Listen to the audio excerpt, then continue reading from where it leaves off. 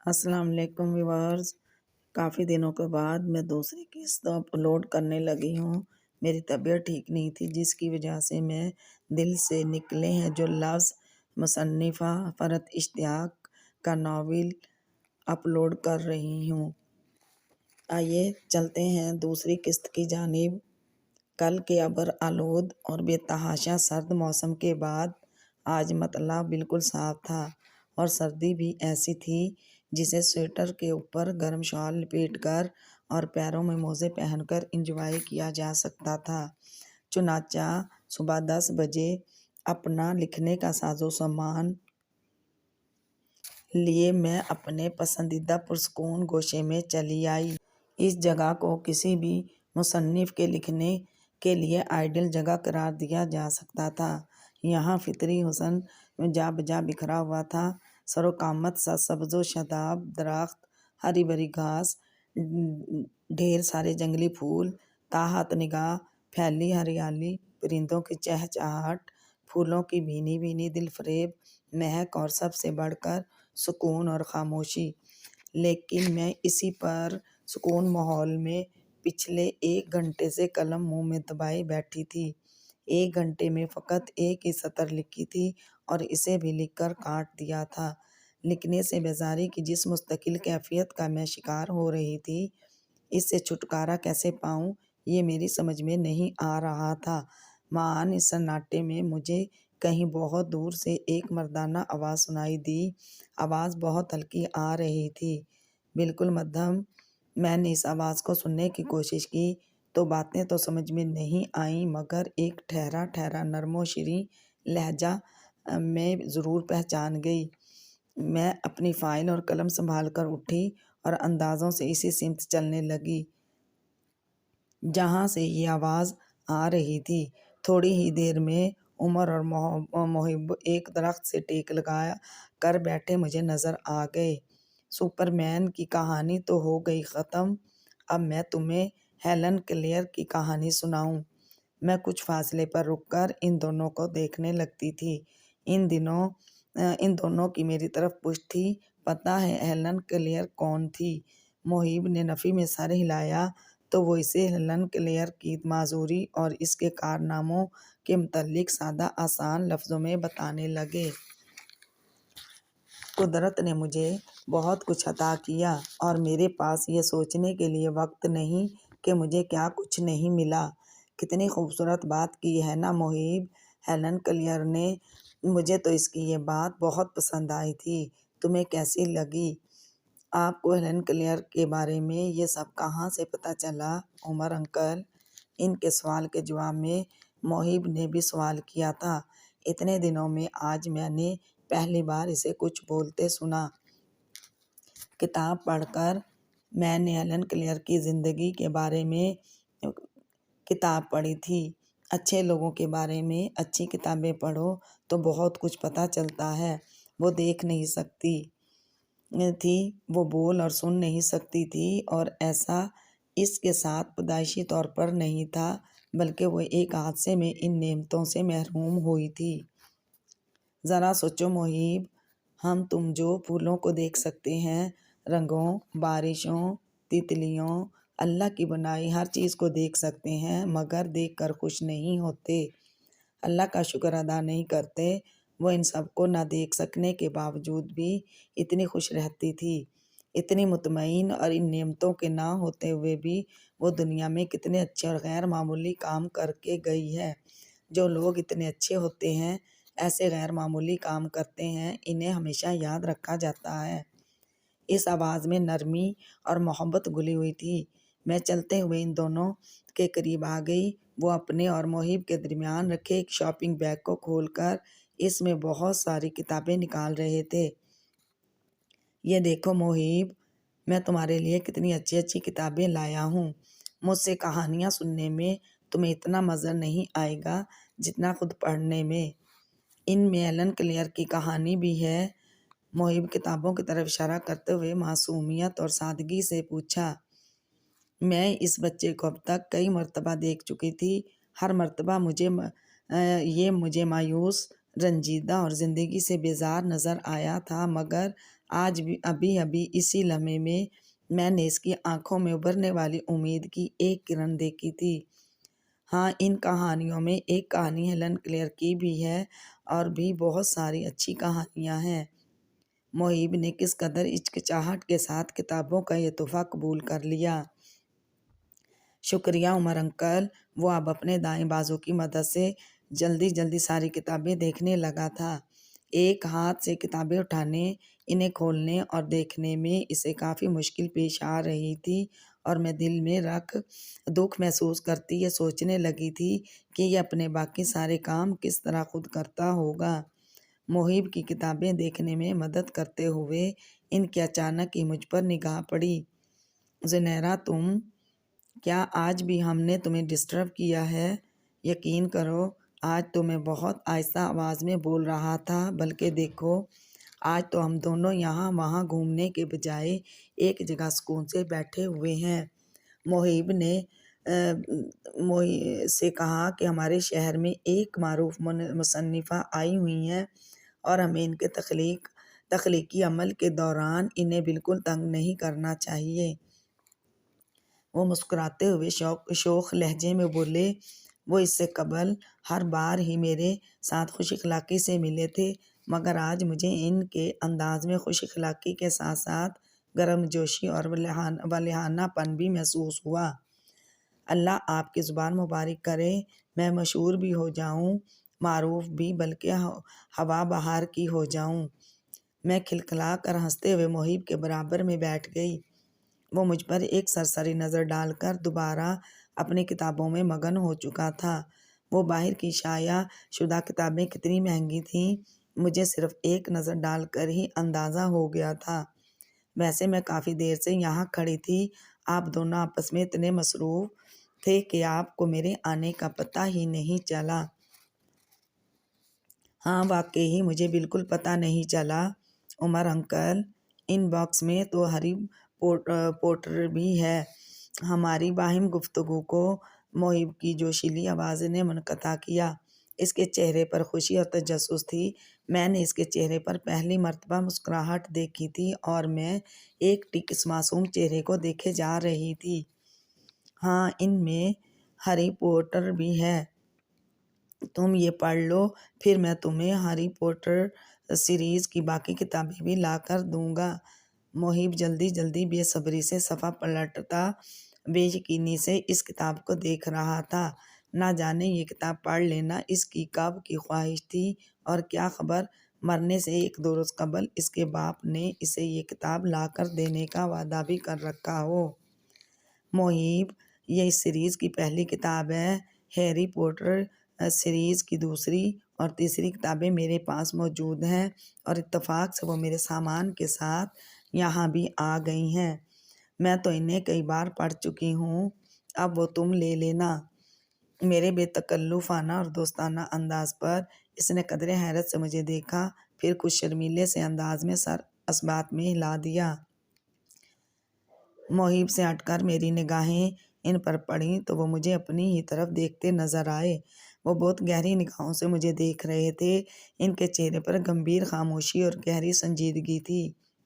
ہم دونوں تو اب واپس جانے والے تھے، تمہارا کیا ارادہ ہے؟ مجھے ایسا لگا جیسے انہوں نے ایک دم ہی واپسی کا فیصلہ کیا ہے۔ میں بھی آپ لوگوں کے ساتھ ہی چلتی ہوں۔ اپنے چہرے پر مرکوز ان کی نگاہوں پر حیران ہوتے ہوئے میں نے بھی گھر واپسی کا ارادہ کر لیا تھا۔ میں نے محیب کے ساتھ مل کر اس کی تمام کتابیں شاپنگ بیگ میں واپس ڈلوائیں اور پھر ہم تینوں کھڑے ہو گئے۔ آپ کو تحفے میں کتابیں دینا اچھا لگتا ہے؟ ہم تینوں آہستہ قدموں سے ساتھ ساتھ چل رہے تھے۔ ہاں، ویسے صرف دینا نہیں، لینا بھی اچھا لگتا ہے۔ اپنی جیب سے چیونگ گم کا پیکٹ نکالتے ہنستے ہوئے بولے۔ انہوں نے مجھے اور محیب کو چیونگ گم آفر کی جسے ہم دونوں نے قبول کر لیا۔ آپ یہاں اکیلے رہتے ہیں؟ قطار در قطار تن کر کھڑے درختوں کے بیچ سے گزرتے کچھ دیر خاموش چلنے کے بعد میں نے ان سے یہ سوال پوچھا۔ اکیلا نہیں بھائی، یہ میرے گرد اتنے پیارے پیارے بچے تمہیں نظر نہیں آ رہے؟ محیب ہے اور بھی ڈھیر سارے پیارے پیارے بچے ہیں۔ میں تمہیں اکیلا کہاں سے نظر آ گیا؟ سوئنگم منہ میں ڈالتے ہوئے انہوں نے جواب دیا، اتنے سارے لوگوں اور اتنی ساری محبتوں کے ہوتے کوئی اکیلا کس طرح ہو سکتا ہے؟ وہ اپنی بات کی وضاحت میں مزید بولے، ہاں خیر، آپ کی یہ بات بھی صحیح ہے۔ یوں بھی محبت جن کے ساتھ ہوتی ہے وہ کبھی تنہا نہیں ہوتے، محبت انہیں کبھی تنہا ہونے نہیں دیتی۔ میری اس بات پر وہ بے ساختہ بولے، بہت اچھی بات کہی ہے تم نے، شکریہ۔ ویسے یہ بات میں نے نہیں، میرے فیورٹ رائٹر نے اپنی کتاب میں کہی ہے۔ یہ جملہ عمر حسن کا ہے۔ تم نے کیا بات حفظ کر رکھی ہے؟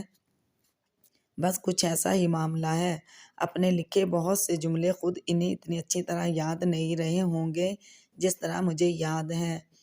میں جواباً مسکرا کر بولی، بات سے بات نکلتے میرا سوال اور ان کا ٹالنے والا جواب کہیں پس منظر میں جا چکا تھا، مگر میں یہ بات بہت اچھی طرح سمجھ چکی تھی کہ وہ مجھے اپنے بارے میں ہرگز کچھ نہیں بتائیں گے۔ چلو بھئی، تمہارا گھر تو آ گیا۔ ہم لوگ گھر کے سامنے پہنچ چکے تھے۔ میں نے ان دونوں کو اندر آنے کی دعوت دی۔ محب تو خاموشی سے ہم دونوں کو دیکھتا رہا، مگر وہ اندر آنے کے موڈ میں نہیں تھے۔ انہوں نے اپنی مصروفیات کا بتا کر اندر آنے سے معذرت کر لی اور پھر مجھے خدا حافظ کہتے آگے بڑھ گئے۔ اندر آ کر ننھا سے کھڑے کھڑے دو چار باتیں کرنے کے بعد میں اپنے کمرے میں آ گئی۔ فائل اور قلم میز پر رکھنے کے بعد میں خود بھی رائٹنگ ٹیبل کے آگے کرسی پر بیٹھ گئی اور حیرت کی بلکہ بے تحاشا حیرت کی بات میرے ساتھ یہ ہو رہی تھی کہ میں لکھ رہی تھی بالکل اس طرح جیسے میں اپنے تخلیقی عمل کے دوران دل جمی سے لکھا کرتی تھی، بالکل اسی طرح جیسے میں لکھنا چاہتی تھی۔ بغیر رکے میں مسلسل لکھے جا رہی تھی اور پھر میں نے لکھنا اس وقت موقف کیا جب ننھا نے مجھے کھانے کے لیے آواز دی۔ لکھنے سے میری بیزاری، بے دلی، قنوطیت، ڈپریشن سب کچھ یکدم ہی کہیں غائب ہو گیا تھا۔ ایسا کیسے ہو گیا؟ قلم منہ میں دبا کر میں نے پل کے پل سوچا اور میری سمجھ میں اس کی وجہ آ گئی تھی۔ ابا میاں، میں سوچتی تھی کہ میں محبت، پیار، خوشیوں، خلوص اور اثار کی باتیں کیسے لکھوں؟ یہ سب جذبے تو اس دنیا سے معدوم ہو رہے ہیں۔ انسان کے خون کا پیاسہ ہو رہا ہے۔ عراق میں انسانیت سسک رہی ہے۔ افغانستان میں وحشت و بربریت کا بازار گرم ہے اور خود ہمارے ملک میں نہ انسان کی جان محفوظ ہے، نہ عزت، اور ہمارے عہد کے انسان کے گرے ہوئے ہونے کی اس سے بڑی مثال اور کیا ہوگی؟ کیا یہ قدرتی آفت پر اللہ کے قہر و غضب سے پناہ مانگنے کے بجائے مجبور بے کس انسانوں کی جانوں کا سودا کریں؟ ہم یہاں سونامی سے تباہ و برباد ہو جانے والے انسانوں اور خاندانوں کا ماتم کر رہے ہیں اور وہاں ان ممالک میں اس تباہی کے ہاتھوں یتیم ہو جانے والے بچوں کی خرید و فروخت ہو رہی ہے۔ ابا میاں، مجھ سے بالکل نہیں لکھا جا رہا تھا۔ ایسا لگتا تھا یہ جو میں اپنی کہانیوں میں محبت کی، پیار کی، انسانیت کی باتیں کرتی ہوں تو اپنے ساتھ ساتھ اپنے پڑھنے والوں کو بھی بے وقوف بنانے کی کوشش کرتی ہوں۔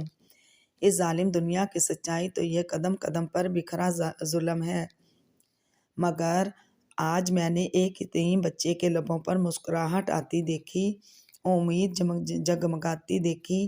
وہ میری لکھی کسی کہانی کا کوئی منظر نہیں تھا ابا میاں۔ میرا تخیل اس دنیا کو اچھا دیکھنے کا میرا خواب وہ سچ تھا ابا میاں، ایک حقیقی منظر جو میں نے جاگتی آنکھوں سے دیکھا، اور اس معصوم اور بے سہارا بچے کے لبوں پر مسکراہٹ لانے والے اس شخص کو دیکھ کر میرے دل نے بے ساختہ کہا کہ یہ دنیا ابھی اتنی ناقابل قبول نہیں ہوئی ہے، ابھی اچھائی ختم نہیں ہوئی، اچھے لوگ ابھی بھی اس دنیا میں ہمارے آس پاس بس رہے ہیں۔ وہ شخص کتنا مختلف ہے ابا میاں، کتنا مختلف، بغیر کسی رشتے کے، بغیر کسی لالچ کے وہ کتنے ننھے دلوں میں امید اور آس کے دیے جلا رہا ہے۔ اس بچے کی آنکھوں میں ابھرتی وہ امید، وہ آس، اور اس کے لبوں پر بکھری وہ مدھم سی مسکراہٹ۔ ابا میاں، میں اس منظر کو بھول ہی نہیں پا رہی۔ میرا جی چاہ رہا ہے میں محبت کی، پیار کی اور وفاؤں کی داستانیں لکھوں اور لکھتی ہی چلی جاؤں۔ میں اس رات ابا میاں سے اپنے دل کی باتیں شیئر کر رہی تھی۔ وہ ایسا ہی ہے بیٹا، ہمیں تو یہاں آئے صرف 2 سال ہوئے ہیں، مگر وہ چمن زار کے ساتھ پچھلے 15 سالوں سے وابستہ ہے، اور جو لوگ اسے شروع وقت سے یہاں دیکھتے آ رہے ہیں وہ بتاتے ہیں کہ کتنے بے شمار بچوں کو مایوسیوں اور ناکامیوں کے اندھیروں میں گم ہونے سے اس نے بچایا ہے۔ اس کے زیر سایہ، اس کی زیر تربیت ان کے اسکول سے پڑھ کر نکلے بچوں میں سے کتنے آج اچھی ملازمتیں کر رہے ہیں، کتنے ہیں جو لوگ پروفیشنل ڈگریز حاصل کر کے ڈاکٹرز، انجینئرز، وکیل اور آرکیٹیکٹس اور نہ جانے کیا کیا کچھ بن چکے ہیں۔ ابا میاں بھی اس شخص کو اتنا ہی پسند کرتے تھے جتنا میں۔ پھر اس ساری رات میں لکھتی رہی، مسلسل اور متواتر، نہ کوئی بیزاری نہ کوئی تھکاوٹ۔ فجر کے اذانوں کے وقت میں نے قلم بند کیا، کرسی کی پشت سے سر ٹکا کر کچھ دیر یوں ہی آنکھیں بند کیں تو میرے ذہن میں پہلا خیال یہ آیا کہ مجھے آج ان سے ملنے کے لیے جانا چاہیے۔ مجھے ان کا شکریہ ادا کرنا تھا۔ اپنی ایک بہت بڑی الجھن اور پریشانی سے میں نے انہی کے ذریعے نجات پائی تھی۔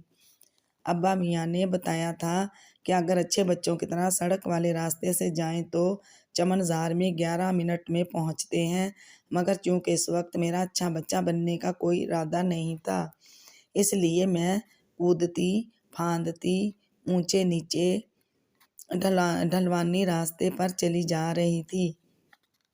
کبھی کبھی دل چاہتا ہے نہ بچوں جیسی حرکتیں کرنے کو، خاص طور پر ایسی جگہ جہاں کوئی واقف کار اور کوئی شناسا بھی نہ ہو۔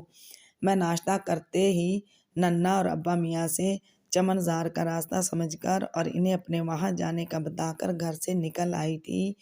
خود کو گرنے سے بچاتی سنبھلتی میں آخرکار وہاں پہنچ ہی گئی تھی۔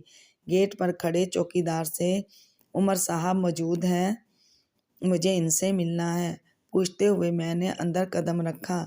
2 قدیم طرز کی عمارتوں کے درمیان ایک وسیع گراؤنڈ تھا، اور اس وقت میں اسی گراؤنڈ میں کھڑی تھی۔ میں نے ان عمارتوں پر کندہ روف پر پڑھے تو پتہ چلا کہ میرے دائیں طرف والی عمارت اسکول ہے اور بائیں طرف والی ہاسٹل۔ وسیع اور عریض گراؤنڈ ہر طرف سے سبزہ ہریالی میں گھرا ہوا تھا۔ کچھ دور لمبی لمبی قطاروں میں اسکول یونیفارمز پہنچے۔ مجھے ڈھیر سارے بچے نظر آئے۔ ان بچوں کے ساتھ کھڑی ایک خاتون اور ایک مرد شاید ان کے ٹیچرز تھے۔ اپنے گرد و پیش پر ایک طاہرانہ سی نگاہ ڈالتی میں اب کسی سے عمر کے متعلق پوچھنا ہی چاہ رہی تھی کہ وہ مجھے اسکول والی عمارت سے باہر نکلتے نظر آئے۔ میں تیزی سے چلتے ہوئے اس طرف چلی آئی۔ انہوں نے بھی مجھے دیکھ لیا تھا اور مجھے دیکھ کر ان کے چہرے پر حیرت بھی نمودار ہوئی تھی۔ تم یہاں؟ میرے سلام کا جواب دیتے ہوئے انہوں نے پوچھا۔ جی، ابا میاں سے چمن زار کی اتنی تعریفیں سنی تھیں کہ میرا دل چاہنے لگا اس جگہ کو اپنی آنکھوں سے دیکھنے کا۔ ویسے آپ یہ پھول کیا میرے استقبال کے لیے ہی لے کر کھڑے تھے؟ انہوں نے اپنے ہاتھ میں ایک چھوٹا مگر خوبصورت سا گلدستہ پکڑا ہوا تھا جو کسی بچے کے ہاتھ کا بنایا ہوا لگ رہا تھا، اور میں نے شرارتی لہجے میں اسی طرف اشارہ کیا تھا۔ ہاں، یہ پھول تمہارے ہی استقبال کے لیے ہیں۔ میری شرارت کو انجوائے کرتے وہ خود بھی مسکرائے اور پھول فوراً ہی میری طرف بڑھا دیے۔ پھولوں کا بھی شکریہ، اور میرا اتنا اچھا استقبال کرنے کا بھی۔ میں نے ہنستے ہوئے وہ پھول ان سے لے لیے۔ یہاں پر آپ لوگوں کے فنکشن کی تیاریاں ہو رہی ہیں؟ میں نے یہ دیس ہمارا ہے جوش و خروش سے گاتے بچوں کو دیکھتے ہوئے ان سے پوچھا۔ ان کے اسکول کا سالانہ فنکشن ہونے والا تھا، پرسوں رات وہ اس کا بلاوا دینے ہی ہمارے گھر آئے تھے۔ ہاں، بچے فنکشن کی تیاری کر رہے ہیں، آؤ تم بھی دیکھو۔ وہ مجھے قطاروں میں کھڑے بچوں اور ان کے اساتذہ کے قریب لے آئے۔ وہاں موجود دونوں ٹیچرز سے انہوں نے میرا تعارف کروایا۔ خیال رکھیے گا، یہ رائٹر صاحبہ ہیں اور ان کا اگلا ناول یقیناً یہیں کے بارے میں ہوگا۔ ان کے شرارتی فکرے پر دونوں ٹیچرز تو مسکرا دیے، میں بھی ہنس پڑی تھی۔ ہاں، میں اگلا ناول یہیں کے بارے میں لکھوں گی اور میرے ناول کے ہیرو آپ ہوں گے۔ یوں بھی آپ میں ایک ہیرو بننے کی تمام خصوصیات موجود ہیں۔ ہیرو بننے پر مجھے کیا اعتراض ہو سکتا ہے؟ شوق سے بناؤ۔ میری شرارت کے جواب میں ان کی پرجستگی نے ہم سبھی کو محظوظ کیا۔ کچھ دیر ہم سب توجہ سے بچوں کو دیکھتے رہے۔ قطاروں میں کھڑے ان بچوں کے بیچ مجھے محب بھی نظر آیا تھا۔